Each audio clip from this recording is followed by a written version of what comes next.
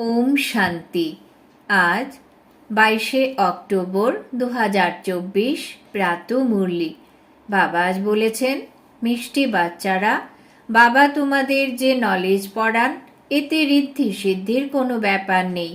পড়াশোনায় কোনো মন্ত্রতন্ত্রের দ্বারা কাজ চলে না। আজকের মুরলির প্রশ্ন, দেবতাদের জ্ঞান সম্পন্ন বলা যাবে কিন্তু মানুষকে বলা যাবে না কেন? উত্তর, কারণ দেবতারা হলেন সর্বগুণ সম্পন্ন আর মানুষের মধ্যে কোনো গুণ নেই। দেবতারা সর্বজ্ঞানী, তাই তো মানুষ তাদের পূজা করে। তাদের ব্যাটারি চার্জড, সেই জন্য ওদের ওয়ার্থ পাউন্ড বলা হয়ে থাকে। যখন ব্যাটারি ডিসচার্জ হয়ে যায় তখন ওয়ার্থ পেনি হয়ে যায়, তখন বলা হয় অজ্ঞানী। ওম শান্তি। বাবা বাচ্চাদের বুঝিয়েছেন যে এটা হলো পাঠশালা, এটা হলো পড়াশোনা। এই পড়াশোনার দ্বারা এই পথ প্রাপ্ত হয়। একে স্কুল বা ইউনিভার্সিটি মনে করা উচিত। এখানে পড়াশোনার জন্য দূর দূরান্ত থেকে আসে। কি পড়তে আসে? এই এম অবজেক্ট বুদ্ধিতে আছে। আমরা এই পড়াশোনা করতে আসি, পড়ান যিনি তাকে টিচার বলা হয়।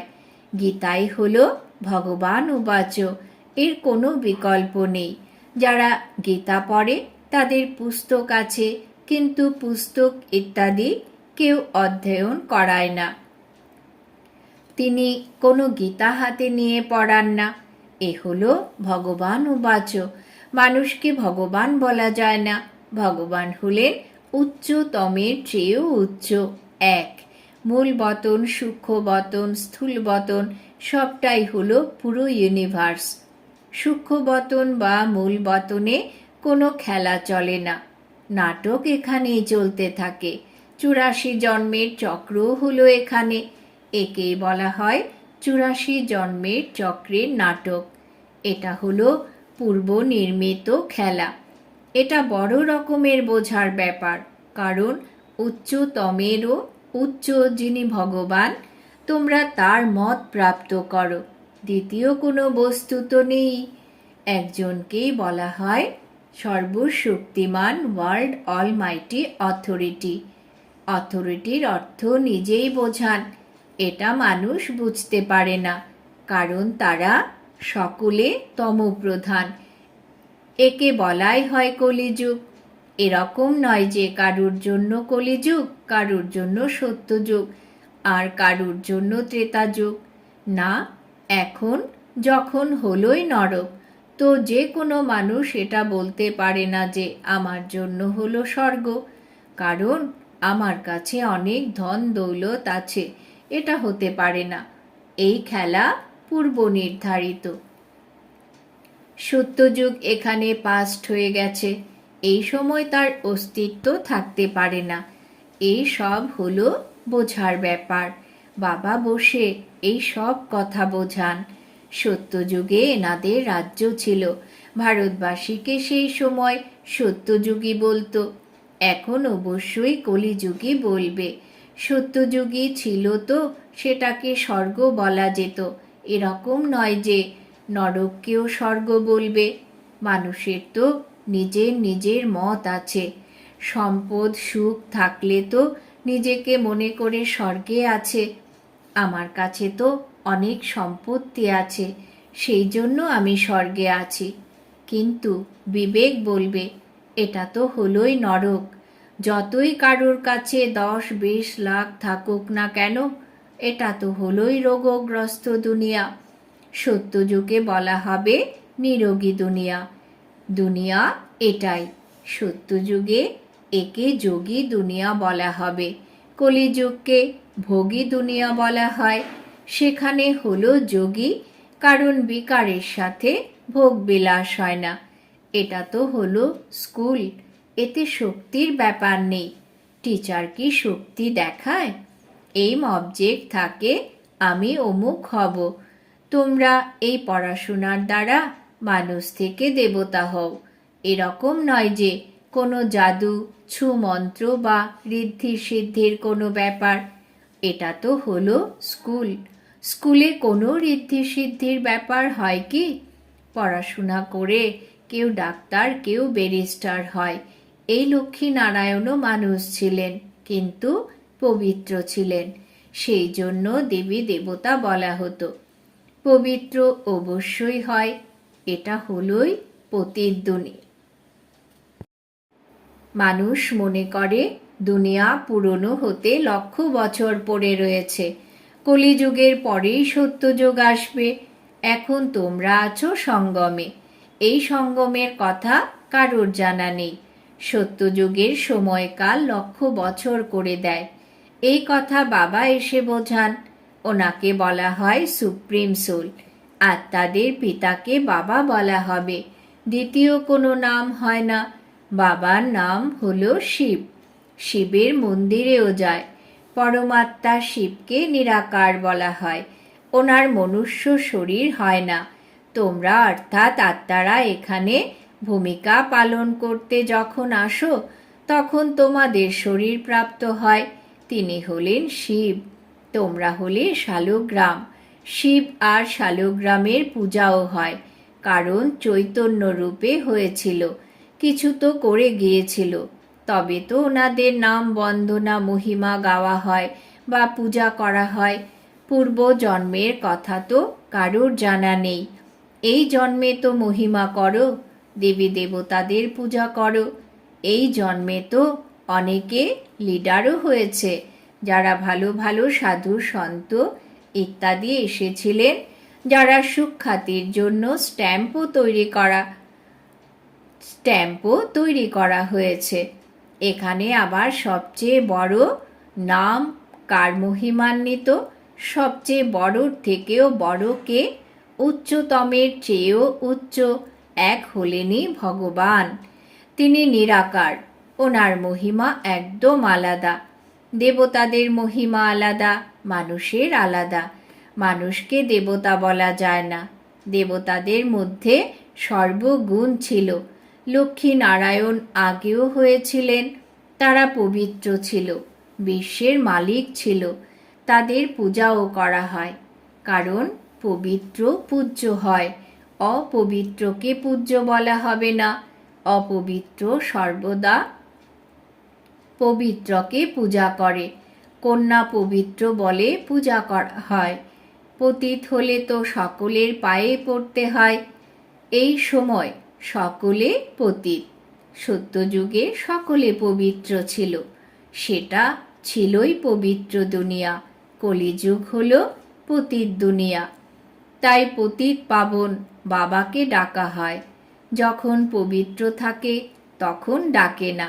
বাবা নিজেই বলেন, আমাকে সুখের সময় কেউ স্মরণ করে না। এ হলো ভারতেরই কথা। বাবা আসেনি ভারতে। ভারতী এই সময় পতিত হয়ে গেছে। ভারতী পবিত্র ছিল। পবিত্র দেবতাদের দেখতে হলে মন্দিরে গিয়ে দেখো। দেবতারা সবাই পবিত্র। তাদের মধ্যে যারা যারা প্রধান অর্থাৎ হেড, তাদেরই মন্দিরে দেখানো হয়।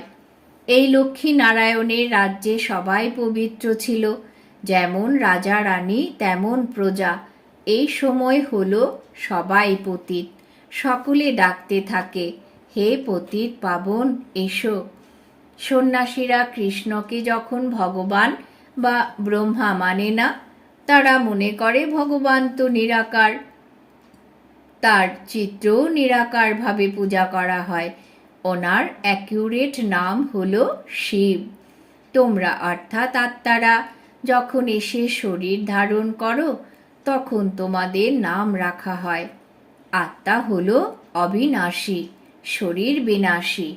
আত্মা এক শরীর ছেড়ে গিয়ে দ্বিতীয় শরীর নেয়। 84 জন্ম চাই যে, 84 লক্ষ হয় না। তাই বাবা বোঝান, এই পুরনো দুনিয়া সত্যযুগে ছিল না, রাইটিয়াস ছিল। এই দুনিয়ায় আবার আনরাইটিয়াস হয়ে যায়। সেটা হলো সত্যভূমি। সকলেই সেখানে সত্য বলে। ভারতকে সত্যভূমি বলা হয়। মিথ্যা ভূমি সত্যভূমিতে পরিণত হয়। সত্য বাবা এসেই সত্যভূমি তৈরি করেন। ওনাকে সত্যিকারের রাজাধিরাজ ট্রুথ বলা হয়। এটা হলোই মিথ্যা ভূমি। মানুষ যা বলে সেটা মিথ্যা। দেবতাদের সেন্সিবল বুদ্ধি, ওনাদের মানুষ পূজা করে। জ্ঞানী আর অজ্ঞানী বলা হয়। জ্ঞানী কে তৈরি করে আর অজ্ঞানীকে বানায়, এটাও বাবা বলেন। জ্ঞানী সর্বগুণ সম্পন্ন, তৈরি করেন বাবা। তিনি স্বয়ং এসে নিজের পরিচয় দেন। যেমন তোমরা হলে আত্মা, আবার শরীরে প্রবেশ করে ভূমিকা পালন করো। আমিও একবারই এনার মধ্যে প্রবেশ করি। তোমরা জানো তিনি হলেনই এক। ওনাকেই সর্বশক্তিমান বলা হয়। দ্বিতীয় কোনো মানুষ নেই যাকে আমরা সর্বশক্তিমান বলবো। লক্ষ্মী নারায়ণকেও বলা যায় না, কারণ ওনাদেরও শক্তি দেওয়ার জন্য কেউ আছেন। পতিত মানুষের মধ্যে শক্তি থাকতে পারে না। আত্মাতে যে শক্তি থাকে সেটা আবার আস্তে আস্তে ডিগ্রেড হয়ে যায়। অর্থাৎ আত্মাতে যে শতপ্রধান শক্তি ছিল সেটা তমপ্রধান শক্তি হয়ে যায়। যেমন মোটর গাড়ির তেল শেষ হয়ে গেলে মোটর দাঁড়িয়ে পড়ে। এই ব্যাটারি ক্ষণে ক্ষণে ডিসচার্জ হয় না, এর সম্পূর্ণ টাইম পাওয়া গেছে। কলিযুগের শেষে ব্যাটারি ঠান্ডা হয়ে যায়। প্রথমে যে শতপ্রধান বিশ্বের মালিক ছিল, এখন তমপ্রধান হলে তো শক্তি কম হয়ে গেছে, শক্তি থাকে না, ওয়ার্থ নট পেনি হয়ে যায়। ভারতে দেবী দেবতা ধর্ম ছিল তো ওয়ার্থ পাউন্ড ছিল। রিলিজিয়ন ইজ মাইট বলা হয়। দেবতা ধর্মে শক্তি রয়েছে, বিশ্বের মালিক হয়। কি শক্তি ছিল? কোনো লড়াই করার শক্তি নয়। শক্তি প্রাপ্ত হয় সর্বশক্তিমান বাবার থেকে। শক্তি কি বস্তু? বাবা বোঝান, মিষ্টি মিষ্টি বাচ্চারা, তোমাদের আত্মা শতপ্রধান ছিল, এখন তমপ্রধান। বিশ্বের মালিকের পরিবর্তে বিশ্বের গোলাম হয়ে গেছো। বাবা বোঝান, এই 5 বিকার রূপী রাবণ তোমাদের সমস্ত শক্তি কেড়ে নেয়। সেই জন্য ভারতবাসী কাঙাল হয়ে পড়েছে। এরকম মনে করো না যে সাইলেন্সের লোকেদের অনেক শক্তি, সেই শক্তি নেই। এটা আত্মিক শক্তি, যা সর্বশক্তিমান বাবার সাথে যোগযুক্ত হলে প্রাপ্ত হয়। এই সময় যেন সায়েন্স আর সাইলেন্সের লড়াই। তোমরা সাইলেন্সে যাও, তার শক্তি তোমরা প্রাপ্ত করছো। সাইলেন্সের শক্তি নিয়ে তোমরা সাইলেন্স দুনিয়াতে চলে যাবে। বাবাকে স্মরণ করে নিজেকে শরীর থেকে ডিটাচ করে দাও। ভক্তিমার্গে ভগবানের কাছে যাওয়ার জন্য তোমরা অনেক মাথা ঠুকেছ, কিন্তু সর্বব্যাপী বলার কারণে রাস্তায় প্রাপ্তি হয়নি, তমপ্রধান হয়ে গেছে। এটা হলো অধ্যয়ন। অধ্যয়নের শক্তি বলা হবে না। বাবা বলেন, প্রথমে তো পবিত্র হও, আর তারপর সৃষ্টির চক্র কিভাবে আবর্তিত হয় তার নলেজ বোঝো। নলেজফুল তো একমাত্র বাবা, এতে শক্তির ব্যাপার নেই। বাচ্চাদের এটা জানা নেই যে সৃষ্টি চক্র কিভাবে আবর্তিত হয়। তোমরা অ্যাক্টররা তোমাদের ভূমিকা পালন করে থাকো। এ হলো অসীম জগতের ড্রামা। আগে এই সাকার লোকে যেসব নাটক অভিনীত হতো, তখন সেখানে অ্যাক্টরের পরিবর্তন হতে পারত। এখন তো আবার বায়োস্কোপ তৈরি হয়েছে। বাবারও বায়োস্কোপের উদাহরণ দিয়ে বোঝানো সহজ হয়। ওটা ছোট বায়োস্কোপ, এটা হলো বড়। জাগতিক নাটকে অ্যাক্টরস ইত্যাদিকে চেঞ্জ করতে পারে, কিন্তু এটা তো হলো অনাদি ড্রামা। একবার যা শুট হয়ে গেছে সেটার আবার পরিবর্তন করা যায় না। এই সমগ্র দুনিয়া হলো অসীম জগতের বায়োস্কোপ। এখন শক্তির কোনো প্রশ্ন নেই। অম্বাকে শক্তি বলা হয়, কিন্তু তবুও তার নাম তো আছে। ওনাকে অম্বা বলা হয় কেন? উনি কি করে গেছেন? এখন তোমরা মনে করো যে উচ্চতমের চেয়েও উচ্চ হলো অম্বা আর লক্ষ্মী, অম্বাই আবার লক্ষ্মী হন। এটাও তোমরা অর্থাৎ বাচ্চারা বোঝো। তোমরা নলেজফুলও হও আর তোমাদের পবিত্রতাও শেখানো হয়। সেই পবিত্রতা অর্ধকল্প চলে। আবার বাবা এসেই পবিত্রতার রাস্তা বলে দেন। ওনাকে ডাকা হয়ই এই সময়ের জন্য যে এসে রাস্তা বলে দাও, আর আবার গাইডও হও।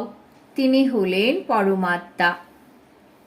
সুপ্রিমের পঠন পাঠনের দ্বারা আত্মা সুপ্রিম হয়। সুপ্রিম পবিত্রতাকে বলা হয়। এখন তো হলে পতিত, বাবা তো হলেন এবার পবিত্র। পার্থক্য হয়ে যায়, তাই না? সেই এবার পবিত্রই যখন আসেন, সকলকে উত্তরাধিকারী দেন আর শেখান।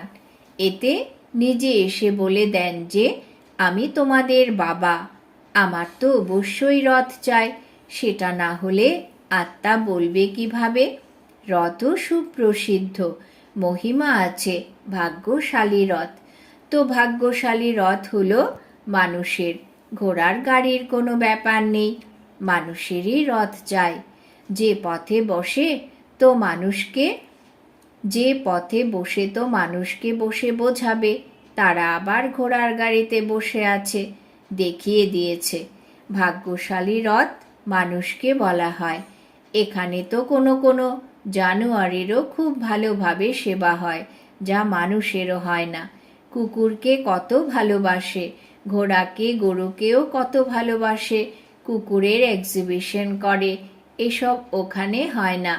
লক্ষ্মীনারায়ণ কি আর কুকুর পুষবে? বাচ্চারা, তোমরা এখন জানো যে এই সময়ের মানুষরা সব তমপ্রধান বুদ্ধি সম্পন্ন। ওদের শতপ্রধান করতে হবে। সেখানে তো ঘোড়া ইত্যাদি ওরকম হয় না যে কোনো মানুষ তাদের সেবা করবে। তাই বাবা বোঝান, তোমাদের অবস্থা দেখো কেমন হয়ে গেছে। রাবণ এই অবস্থা করে দিয়েছে। এই রাবণ তোমাদের শত্রু হয়, কিন্তু তোমাদের জানা নেই যে এই শত্রুর জন্ম কবে হয়। শিবের জন্মও জানা নেই, তো রাবণের জন্মও জানা নেই। বাবা বলেন ত্রেতার শেষে আর দাপরের শুরুতে রাবণ আসে। ওর 10টি মাথা কেন দেখায়? প্রত্যেক বছর কেন দহন করবে? এটাও কেউ জানে না। এখন তোমরা দেবতার থেকে মানুষ হওয়ার জন্য অধ্যয়ন করছো। যারা অধ্যয়ন করে না তারা দেবতা হতে পারে না। তারা আবার আসবে যখন রাবণ রাজ্য শুরু হবে। এখন তোমরা জানো আমরা দেবতা ধর্মের ছিলাম, আবার স্যাপলিং লাগানো হচ্ছে। বাবা বলেন আমি প্রতি 5000 বছর পরে এসে তোমাদের এরকম পড়িয়ে থাকি। এই সময় সমগ্র সৃষ্টির বৃক্ষ পুরনো। যখন নতুন ছিল তো একই দেবতা ধর্ম ছিল, আবার ধীরে ধীরে নিচে নামতে থাকে। বাবা তোমাদের জন্মের হিসেব বলেন, কারণ বাবা তো হলেন নলেজফুল। আচ্ছা, মিষ্টি মিষ্টি হারানিধি বাচ্চাদের প্রতি মাতা পিতা বাপ দাদার স্মরণের স্নেহ সুমন আর সুপ্রভাত। আত্মাদের পিতা তার আত্মারূপী বাচ্চাদেরকে জানাচ্ছেন নমস্কার। আমরা আত্মারূপী বাচ্চারা আমাদের মাতা পিতা বাপ দাদাকে জানাই স্মরণের স্নেহ সুমন, সুপ্রভাত, নমস্কার। ধারণার জন্যে মুখ্য সার। 1 নম্বর, সাইলেন্সের শক্তি জমা করতে হবে। সাইলেন্স শক্তির দ্বারা সাইলেন্স দুনিয়াতে যেতে হবে। বাবার স্মরণে থেকে শক্তি নিয়ে গোলামি থেকে মুক্ত হতে হবে, মালিক হতে হবে। 2 নম্বর, সুপ্রিমের পাঠ পড়ে আত্মাকে সুপ্রিম হতে হবে। পবিত্রতার রাস্তাতে চলেই পবিত্র হয়ে অপরকেও পবিত্র বানাতে হবে, গাইড হতে হবে। বরদান। বাবা আজ বরদান দিয়েছেন, অল্পকে জেনে আর পবিত্রতার স্বধর্মকে গ্রহণকারী বিশেষ আত্মা ভব। অল্পকে জেনে আর পবিত্রতার স্বধর্মকে গ্রহণকারী বিশেষ আত্মা ভব। ব্যাখ্যা: বাপদাদার আনন্দ হয় যে আমার এক একটি বাচ্চা হলো বিশেষ আত্মা, তা সে বৃদ্ধই হোক, অক্ষর জ্ঞানহীনই হোক, ছোট বাচ্চা, যুবা কিংবা প্রবৃত্তিতে থাকা আত্মারাই হোক, বিশ্বের সামনে তারা হলো বিশেষ। জগতে যে যত বড় নেতাই হোক, অভিনেতাই হোক, বৈজ্ঞানিক হোক, কিন্তু অল্পকে যদি না জানলে তবে কি জানলে? তোমরা নিশ্চয় বুদ্ধি হয়ে গর্বের সাথে বলে থাকো যে তোমরা খুঁজতে থাকো আর আমরা পেয়ে গেছি। প্রবৃত্তিতে থেকে পবিত্রতার স্বধর্মকে গ্রহণ করে নেওয়ায় পবিত্র বিশেষ আত্মা হয়ে গেছ। স্লোগান: যে নিজে হাসি খুশি থাকে সেই নিজের কাছে আর সকলের কাছে প্রিয় মনে হয়। যে নিজে হাসি খুশি থাকে সেই নিজের কাছে আর সকলের কাছে প্রিয় মনে হয়। আজকে সমান আমি বিশেষ আত্মা। ওম শান্তি।